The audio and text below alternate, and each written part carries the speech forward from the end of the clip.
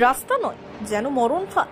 জীবনের ঝুঁকি নিয়ে যাতায়াত করছেন এলাকাবাসীরা। ঝাড়গ্রাম জেলার গোপীবল্লভপুর 2 নম্বর ব্লকের গোহালমারা থেকে আগরবনি চক পর্যন্ত প্রায় 4 কিলোমিটার রাস্তার বেহাল অবস্থা। জীবনের ঝুঁকি নিয়ে কয়েকশো মানুষ এই রাস্তা দিয়ে যাওয়া আসা করে। প্রায় 10 থেকে 15টি গ্রামের মানুষের ব্লক অফিস, থানা, কলেজ, স্কুল যাওয়ার, এমনকি এলাকার মানুষের গ্রামীণ হাসপাতালে যাওয়ার একমাত্র যোগাযোগের পথ এটি। কিন্তু তারপরেও প্রায় 8 বছর ধরে রাস্তার বেহাল অবস্থা। হুঁশ নেই প্রশাসনে। এই রাস্তা দীর্ঘদিন ধরে বেহাল অবস্থা, 1 হাঁটু কাদা, রাস্তায় বড় বড় গর্ত। জীবন হাতের মুঠোয় নিয়ে এলাকার মানুষকে যাতায়াত করতে হয়। এই রাস্তা দিয়ে যাতায়াত করেন এলাকার কৃষি প্রধান মানুষজন, স্কুল কলেজে ছাত্রছাত্রী থেকে শুরু করে মুমূর্ষু রোগীরা। ফলে চরম সমস্যায় পড়েছেন সাধারণ মানুষ। এই রাস্তা দিয়ে ওভারলোড বালিগাড়ি চলাচলের ফলে রাস্তার এই বেহাল দশা বলে অভিযোগ সাধারণ মানুষের। কবে হবে এলাকায় পাকা রাস্তা, সেই দিকে চাতক পাখির মতো তাকিয়ে গ্রামবাসীরা। এটা প্রতিনিয়ত ঘটে চলেছে। এখানে রোজ কেউ না কেউ মারা যাচ্ছে বালিগাড়ির ধাক্কায়। তো এটা এখানকার মানে একটা বড় সমস্যা হয়ে দাঁড়িয়েছে। আর আজকের দিনে এখানে বালিখাদান, যেটা আমার কাছে তথ্য আছে, বালিখাদান বলে এখানে কোনো টেন্ডার নেই, কিন্তু সমগ্র সুবর্ণরেখা থেকে বালি কাটা চলছে শাসক দলের মদতে আর প্রশাসনিক আমলাদের মদতে। কোটি কোটি টাকা এখান থেকে চলে যাচ্ছে। আমি তো বলবো ইডি সিবিআই এই আর কোথাও না গিয়ে যদি সুবর্ণরেখার এই আশেপাশে যদি ইডি সিবিআই আসে, কোটি কোটি টাকা ধরা পড়বে। আর পুরো শাসক দলের নেতা মন্ত্রীরা সব এর মধ্যে ইনভলভ আছে। দিদির বহু প্রতিশ্রুতি দেখেছি, এই করে দেব সেই করে দেব। ঝাড়গ্রাম জেলাতে এখন আপনি যে কোনো গ্রামের দিকে চলে যান, যে কোনো গ্রামীণ রাস্তায় চলে যান, বিভিন্ন রকম বোর্ড ঝুলছে, পথশ্রী অমুক এটা সেটা, কিন্তু একটাও রাস্তা দশা ভালো নয়। আপনি যদি এইখান থেকে আমার এই এর দিকে চলে যান, আমাদের 1 নম্বর 2 নম্বরের দিকে, সেই রাস্তায় মানুষ চলাচল করার একদম অযোগ্য। প্রতিনিয়ত দুর্ঘটনা হচ্ছে। স্কুলের বাচ্চারা, তাদের মা বাবারা খুব চিন্তিত কিভাবে স্কুল যাবে। বালিগাড়ি, হাজার হাজার বালিগাড়ি, অথচ রাস্তার দিকে প্রশাসনের কোনো নজর নেই। আর এটা বলবো যে দিদি যা প্রতিশ্রুতি দিয়েছিলেন সবই ভাঁওতা। বারবার বলেছে যে রাস্তা বাইরের যে রাজ্যগুলোতে যে ভালো রাস্তা আপনারা দেখতে পাচ্ছেন, সেরকম রাস্তা পশ্চিমবঙ্গেও তৈরি হবে।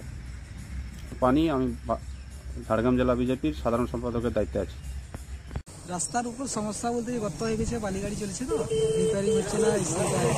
স্কুলের রাস্তা আমাদের বন্ডাই গোয়ালমারা সব ছাত্রছাত্রী যায় মহাপাল শ্রী বিদ্যাপীঠ স্কুলে যাতায়াতের জন্য সমস্যা হচ্ছে। কত কিলোমিটার রাস্তা হবে এটা পিত্থান টু? হ্যাঁ, 4 কিলোমিটার মতো হবে। আচ্ছা, এই রাস্তার উপর তো প্রশাসনের লোক যাতায়াত করে? হ্যাঁ, সবাই যাতায়াত করে। অসুবিধা তো হচ্ছে, প্রচুর অসুবিধা হচ্ছে।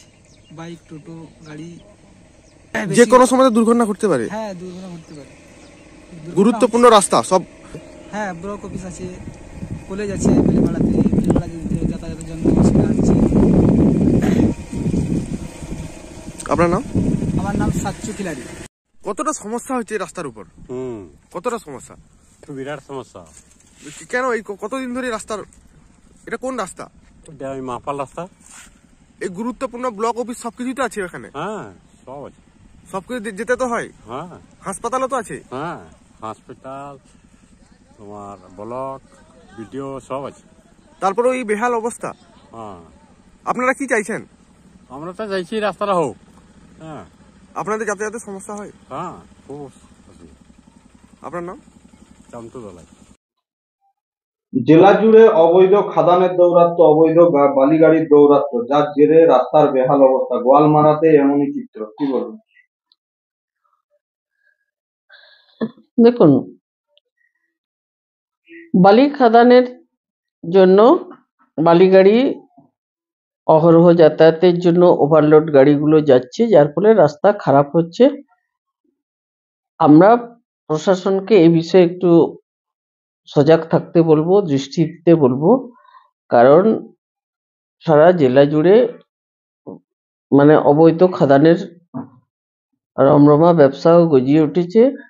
সমস্তটা মিলে জঙ্গলমহল জুড়ে তথা সারা জেলা জুড়ে রাস্তার অবস্থা কিন্তু খুব খারাপ। এটা আমরা বিশেষত প্রশাসনের দিকে আমরা আঙুল তুলব, কারণ এটা প্রশাসনের নজর দেওয়ার দরকার আছে। শাসক দলের কেউ যদি জড়িত থাকে? শাসক দলের কেউ যদি জড়িত থাকে সেক্ষেত্রে প্রশাসন আইনানুগ ব্যবস্থা নেবে। ঠিক আছে।